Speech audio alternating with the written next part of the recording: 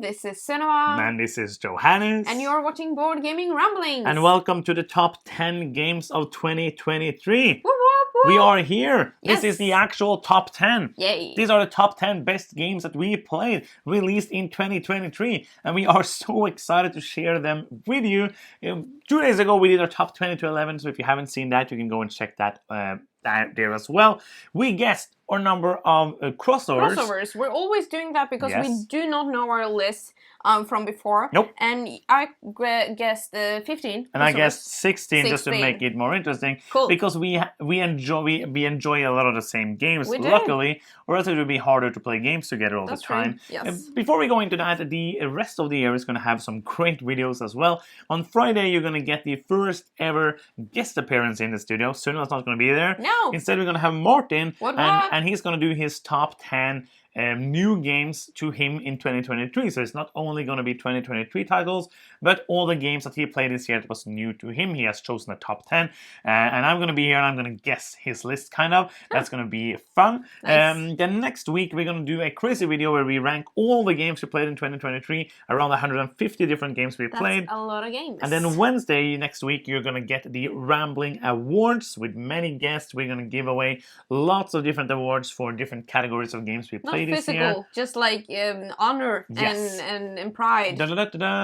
And next Friday, the last video of the year is going to be a live video where we do our Ramblings of the Year video with stats from the year, all of those things, and a Q&A as well. So we have loads of great videos. We're going to talk about a bit about the plans for next year as well. So now we're going to get into what you are really here for, the top 10 board games of 2023. I'm so excited. I just can't hide it. I'm so excited. And I just can't hide it. Go to number 10. Yes.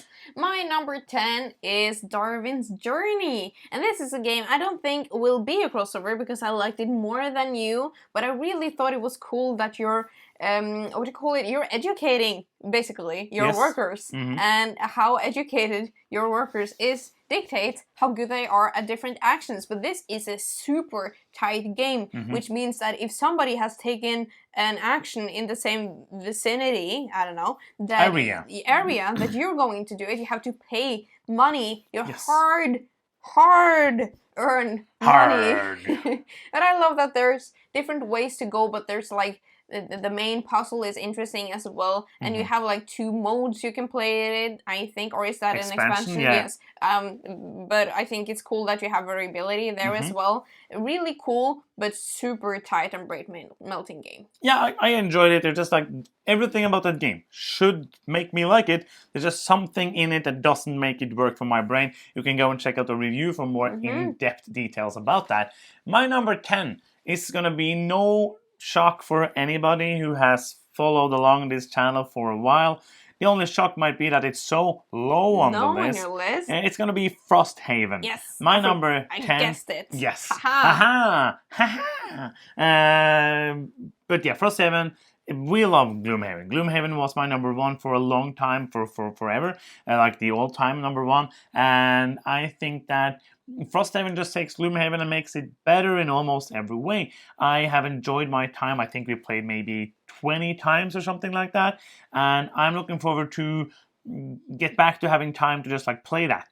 But to not, because like with the Spiel games and all that, we just had to say like we're taking a break because it's a big game. So if we can have it set up on a table and just play it like one scenario a night or something like that, that is the best. It's very easy to take up and set down with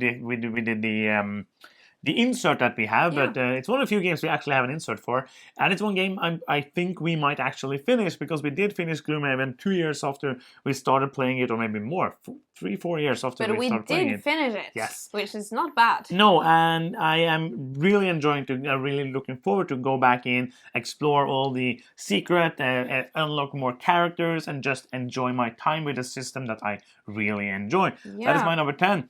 Frosthaven. I said it again at the end. Cool. Don't have to. Go to your number 9. Yes, my number 9 is my Island, and we loved My City by Yes. Rainer Knizia. I don't think it was last year. Maybe it was the year I before. think it was 2020 maybe. But I love this Centromino puzzle style game, and this game feels so addicted to me for the same reasons that I loved My City. I also love My Island, but it feels like a different puzzle. Absolutely.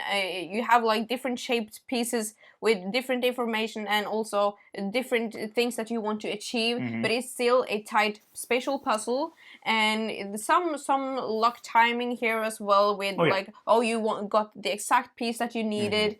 I didn't do that, but I think it's just like it's like the perfect level of complexity after work for me. It's so easy to get into. Yes. It's very addictive to play it, just like pure fun. I think we played like 15 or 16 times at 24, so we are going to do a review when we are finished with it. It is like there's more ways to get points in this one, like the actual points you're trying to get throughout the whole campaign, I feel like, without going into details, but it's like it has more things than My City. In a different way. It's been so long since I played it. Yeah, but I think like it's in a different way. In a different way, yeah. In different kind of ways. But I've been enjoying it as well. I'm looking forward to play the rest of the thing. Cool. My number 9 is going to be a small game. A game that has a lot of game in the box. A super fun game called The White Castle. This was a big surprise for me. Just like firing on all cylinders. It's so tight. You only have 9 turns, but you're trying to do combo actions to be able to do the most things possible. I love these combo games where you have very little and you're trying to make a lot out of it. And the great thing about this game is that it's super short. Like, there's many great things about it, but the fact that you can play it 4 people in under an hour, super crunchy decisions, every decision matter. Like, I love games where you get to do a lot, but this game is not that. This is a game where they're trying to say like, okay, how can you do the most with the little turns, the little actions that you actually get to do. The order, the combos, the dice drafting is very interesting. The way to get or pay money is super interesting. You're placing a die, and if there's a lower die under it, you're going to get more money, which is one of the few ways to get the money. You then will need to pay money later on in the game. Just super good. Every decision is very meaningful, meaty, fun game. Highly recommend it. Is a fun canon? All the games on top 10 is a fun canon. True, yes. I love it to bits. My number 8 is Frosthaven. Frosthaven! So that's another crossover! Crossover dance. It's a crossing in the crossover phase. Yeah. I agree basically about everything you said about Crosshaven. I thought about It's not like you said Crosshaven. Crosshaven. Well, I think that I've thought about why it is my number 1, because we really love Frosthaven, which is a better version of Gloomhaven, which is our very high on the top. It's very high on the top. It's very high, but it's still like it feels to me. This is. I'm just more excited about the new stuff that is entirely new. This is, even though it's a new game, it is familiar to me. I played it before. It's super good, but I'm more excited to talk about the new stuff. I don't know if that makes sense. It makes a lot of sense, actually. But because I still love it. It is like, it's a better version of the game, but yeah, I agree with you. It's just like there's other games on this list I love even more. Yeah. So yeah, that's your number 8. Yes. I'm going to do my number 8 now. That is going to be a long, heavy game, and it is going to be a game called Hegemony. Yeah. It is like many hours long, and it has a lot of things where you are going to play different kind of games. You are doing different roles in the game, and it's a hard game, and it's asymmetrical, but it's not like you're playing completely different games. It's more like you have different versions of the different actions and trying to do it the best possible way. It's also a great simulation of society and economy, and I really love it. It's one that's going to be hard to get to play many times, but it's one that I'm going to be happy when I get a chance to play. Yes, my number 7 is Great Western Trail New Zealand, and this is the right one, right? I'm getting confused. There's other games. Argentina. Great Western Trail, Argentina. It's New Zealand. This is New Zealand, yes. Okay, good. I think that it is like Great Western Trail. I love it. It is an amazing game, and it's always fun to see a new version of it because they also add something new and fresh to a very solid system. Yeah. And I think that this time also they did it again. And they have added new things to it, which makes me feel like this might be actually my favorite version of the game. Yes. I really enjoyed it, and I think that it stands like it's almost the feeling that I get playing Bros Birmingham or playing Bros Lancashire, or if the Lancashire something. It's a hard name to pronounce. Well, it feels like they have the same DNA, but I feel like I can have them all in my collection because they fulfill different, like, they are just Feelings. different enough. Gonna catch 'em all. Great Western Trail. Yes. Number 7 for me is then gonna be another Alexander Pfister game. Cool. Pirates of Maracaibo. It's also by other designers. I don't remember the names. I'm sorry, it's gonna be on the screen. I love it. I think it's a fantastic game. I think that they taken Great Western Trail, they're taken Maracaibo and distilled it down. Made it into something completely different. They took what Great happened? Western Trail, took out all the mechanics, put in the mechanisms from Maracaibo, and then distilled it to be Pirates of Maracaibo. It was a fascinating process. This is another one that is pretty light, Yeah. pretty short, but so much fun. Like all the decisions, really great. One of the few versions of a game where I didn't feel like I was just thinking, oh, I really want to play the original instead. I was kind of thinking, do I need to play Maracaibo now that I have this?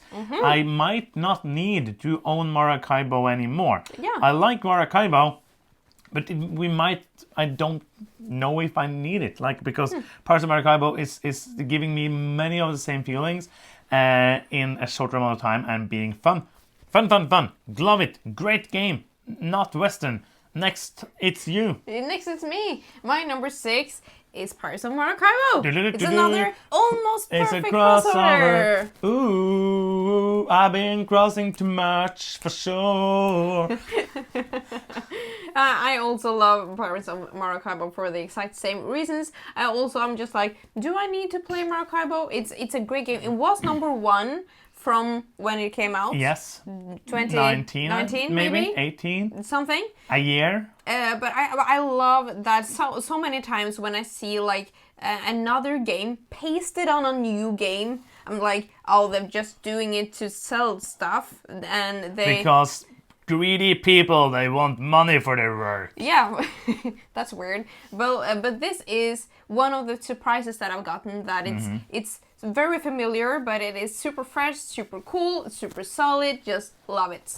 My number 6 is then going to be a light game. It is going to be an auction game. It's going to be a puzzle game. It's going to be Art Society. It's a tile laying an auction game. You're trying to bid to get the best art pieces for your collection, and there's some rules that you don't want to have the same colored art adjacent, and you do want to have the same frames adjacent to each other, and then also you want the specific colors that you have collected going into the museum, so that color is going to be worth more at the end of the game. A super fun game, one that I would love to play a lot more. It is just like it's very simple. It's just like you can teach it in 5 minutes and you can play it in an hour with 4 people. Highly recommend it if you like auction games like I do. A great one, and even Sunwa liked it, even though it's an auction game. So it's a crazy world we live in right now. Back to you. Cool. My number 5 is crossover. It's Mother of Frankenstein. You had this in your top 20. Yes. So it's a little crossover dance. Crossover dance. It's a crossover you get when you cross in your pants. But I agree, like, about crossing your pants. You're completely Crisscross. right. You don't remember him? The artist who had his pants backwards? No. That was like an artist called Crisscross. Is that a universal or is it? Yeah. In Was Norway? wearing his pants back side up. Like with the zippers on the back. Ah, okay. No, I haven't heard of that. No, you have. Yes, but Mother of Frankenstein, we really love escape room games, and when we went into this one, I didn't know anything about it. I'm very curious of the story of Mary Shelley because I have heard of her, but that's it. In Doctor Who. Yes. Yes. I think the most you know from Mary Shelley before Mother Frankenstein was from Doctor Who. Yes, that's completely right. And I think it's cool that we went into it with a little like blank papers. We love escape room games And puzzles. but this is a little different from the puzzle games that we usually play. Yes. But I really enjoyed it, and it made me be curious about the other puzzle games in maybe this genre that we haven't tapped into, which I really want to try now. Do you like it? Yes, That's your I do. conclusion. Yes. A great game. My number 5 is gonna be, we're gonna go from the light to the heavy, to the colorless, to splatter, to horseless carriage. Cool. This is a good game. This is a super hard game. This is a game where my brain is exploding because you are trying to build these factories with these different cars, and the cars need to have the parts adjacent to them, but then you want to have other cars that you can have more factories with the same parts, but you can't have these specific things touch each other, and also you want to advertise them, but you also don't have space. You need to have more space, and you're getting more space throughout the game, and you're trying to do this super tight puzzle, going into different markets, cornering the market, trying to be the first person who will be able to sell, and depending on how good advertisement you have these plastic squares that you can place over these cars and try to sell the most cars possible, and try to take the cars that the other people want to sell, and somebody might go into buying these sport cars, and then nobody else is buying sport cars, but they might not be that many sport cars out, but they're going to sell the sport cars and getting them, and then the brain going to explode, and they're going to be brains all over, and you're going to have fun because Horseless Carriage is a great game. I love it. I think it's hard to play. I think it's very, very not simple to make my brain understand it, but I love it when I play it, and that is the game that I like. Yeah. It's my number 5.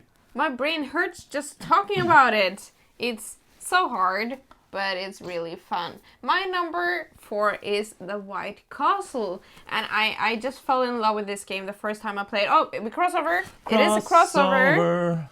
Bam, bam, bam, bam, bam, bam, crossover I just think this is a very nice, what do you call it? Board game. Yeah, it's a very nice board game. But sometimes I want to have like a crunchy experience, but not with a lot of rules. Yes. And it's not like in 3 hours. I want to have interaction. I want to have my little puzzle things that you don't have anything to do with. And this is a perfect match of that. It's got dice, but it has like, you're rolling the dice and then they're available for everybody, Yes. which is that if you're all rolling low numbers, then the game is going to change for everybody. So we have had games that are very loose, very easy to get things done, and then brutal games. Yes. Where you have rolled so low that everything is then super expensive and you don't get any money. And I just really love this game for the simplicity but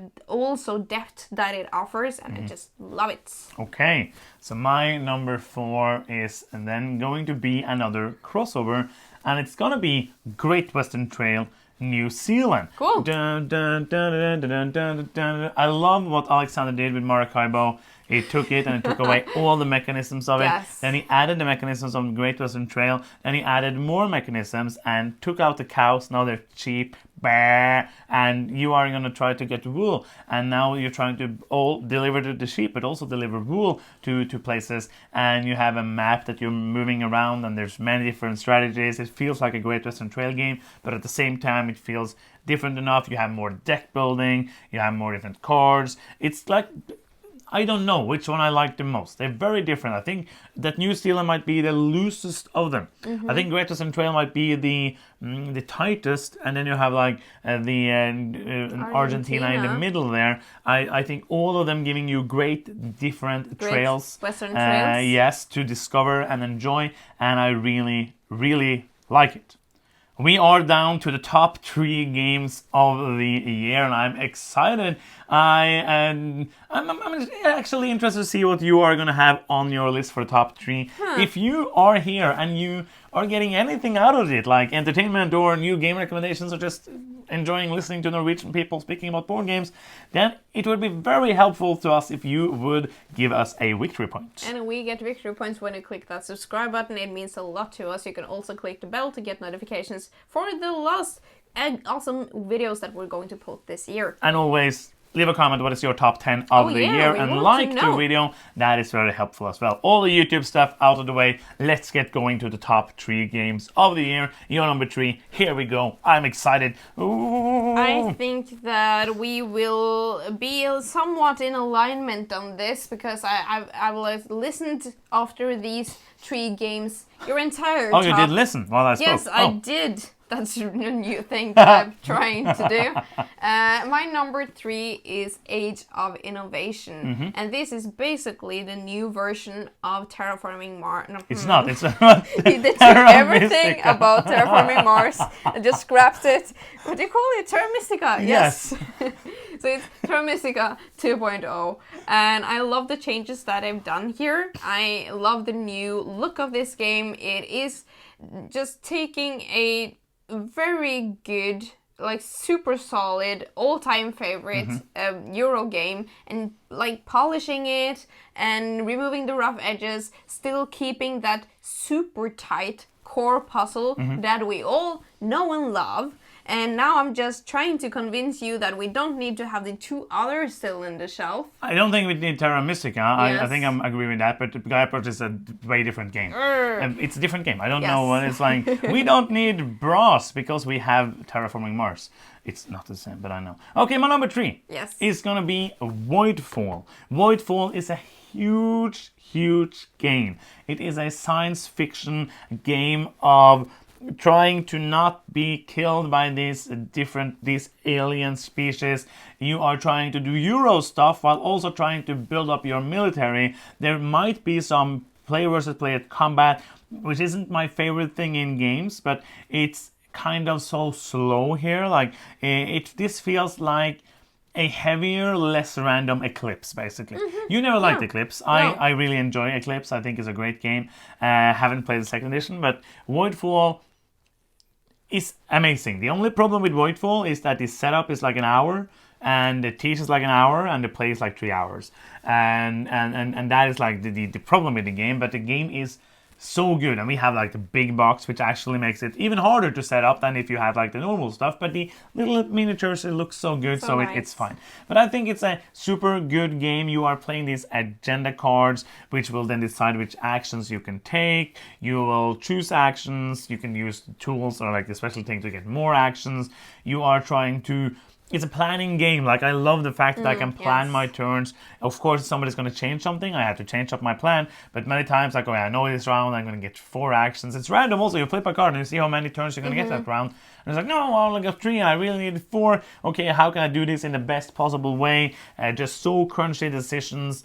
It's not an easy game to play or teach. So it's not one that you're going to play often if you're not, like, have a group and you're going to play that game. But it's one that I really enjoy. That's the end of that thing. Yes. Back to you, number 2. My number 2 is Voidfall.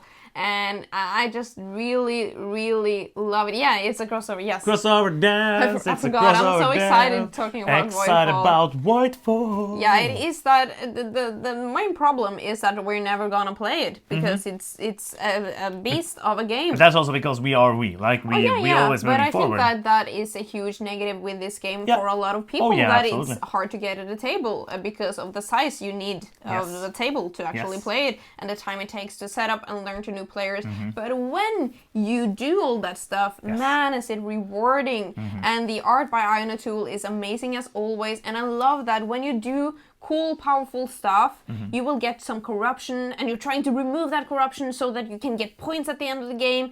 And I like that you have different like play styles. You get like a house, unless you're doing the basic things, but you're choosing like, I want to have this faction and I want this faction now to focus on this, and that decides what tech cards are available. You also have these setups of the map, which makes it different from time to time.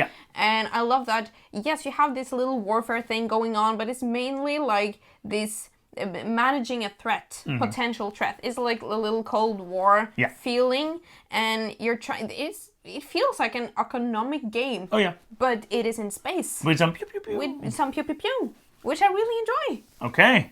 My number 2 then is gonna be Terraforming Mars, the dice game. Oh no, sorry, that was the bottom of the list. I just looked at the wrong part. No, it's gonna be Age of Innovation. Age of Innovation is a crossover. Crossover, It's a crossover time. We're crossing over to the other side. Oh no, we're stuck. My hand.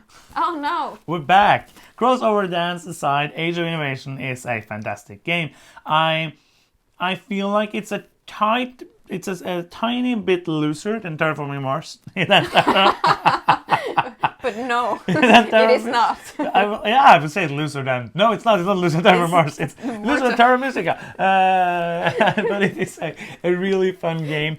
I just love my feeling when playing it. It feels a lot similar to playing Terra Mystica, but you are just taking everything in Terra Mystica and making it better. We were talking about it the first time we played it, like there's nothing here. None of the changes I don't like better. You have the new resource of the books, which is basically, I don't know if it's the reason why it's there, but it makes it so that you can randomize everything in the game. That one new resource makes it so that you can randomize all the school tiles that are called here. You can randomize now the different factions. So it's not like you're gonna play always the yellow is always going to be this faction. It's now going to be, you can have this area with all the other factions, and it's going to be different each time you play. And also they have changed the map, they have changed a lot of the things, but still kept it feeling like the same feeling from the original. I really love it to bits. It is obviously a game I love because it is my number 2 of the year. And we are down to the number 1 game of the year. And as many years, I am 99% sure that we are going to have the same. I don't know how many times that happened, but most of the time I think we ended up with the same number 1. And more like differentiating, and then we usually align at the top, which I think is a good thing because it means that we enjoy playing games together and we enjoy playing the same kind of games, even though we don't agree on everything. So yeah, it was hard to differentiate it. I think the very top. Yes. It was not an easy decision because we have played so many very solid games this year.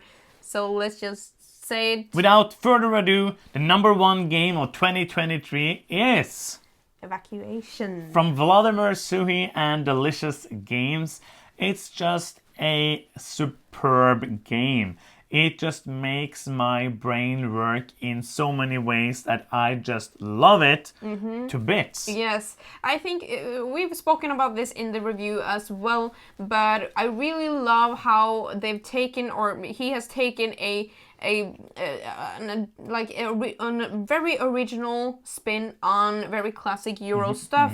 You're choosing an action, but having to manage these different resources on 2 different planets and deciding what to evacuate from the old to the new first, what to prioritize, when to do it. The timing is super critical in this game, and all the different modes you can play makes this game very fresh and unique.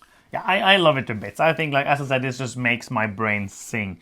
It is so hard. It's so easy to be like, now I'm so far on the progress track, but I haven't gotten enough energy over to the new planet. I cannot use any of the energy on the old planet. That is going to be a problem because you need energy to do every single action you are doing. And there's just so many little things to think about in a way that just makes me happy. And as you said, different modes, sometimes we see basic mode and we just skip it. But I'm happy that we usually play the basic mode because we're going to review the games. And this basic mode is great. You can play it many times. And then when you add the action cards, they are really great.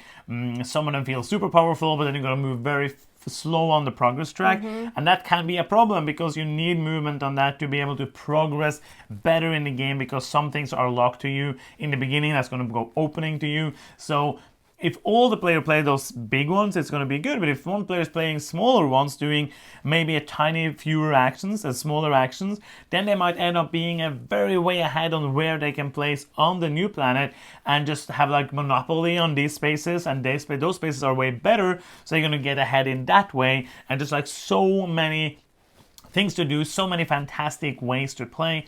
Really, really love it. Yes. And that's going to be the end Those are the top 10. If you haven't already seen it, we did the top 20 to 11 on Monday. And we have some more videos to go for the end of the year. All are going to be great. And 2 weeks of end of the year videos just talking about this year. It's going to be fantastic. We hope to see you next time. Thank you so much for watching. It means so much that you are watching these videos, because if you didn't, it would just be two weird people speaking into a camera in Norway. In a foreign language. And that's going to be the end of this video. Thank you so much for watching. I'm Johannes. I'm Cinema. And you've been watching Board Gaming Ramblings, and bye-bye.